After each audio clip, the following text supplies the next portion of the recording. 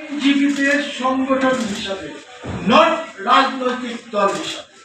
এটা খেয়াল রাখতে হবে। রাজনৈতিক দলের বিভিন্ন সিস্টেম আছে, প্রেসিডিয়াম আছে, অমুক আছে, তমুক আছে।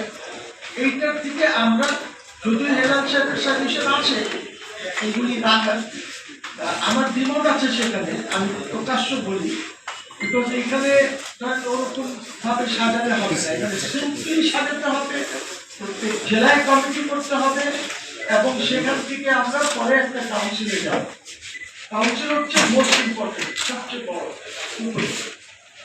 যে আমরা একটি নতুন সংগঠন গড়ে তুলছি যেটা totally independent of political parties.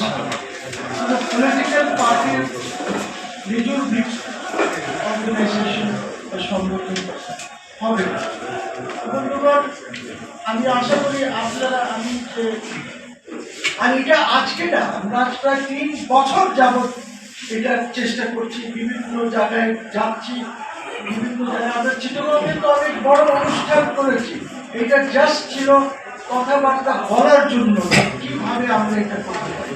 এখন এসে আমরা এইটা আজকে আমরা এই সংগঠনটা অ্যানাউন্স করছি জনগণের জন্য এবং যারা জানেন না ওদের জন্য, যে এরকম একটি সংগঠন আমরা করেছি।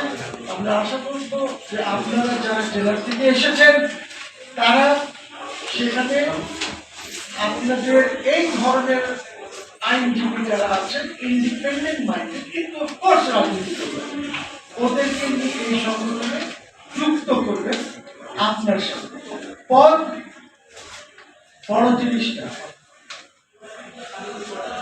বড় জিনিস হচ্ছে যে আপনি কিভাবে দেশকে বা জাতিকে শ্রম দিচ্ছেন, এইটা একটি খুবই জরুরি জিনিস।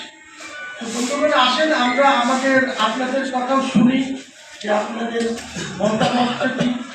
পরে আমরা একটা প্রেস কনফারেন্সে যাব, সেখানে অফিসিয়ালি আমরা অ্যানাউন্স করবো যে এই সংগঠন আত্মপ্রকাশ।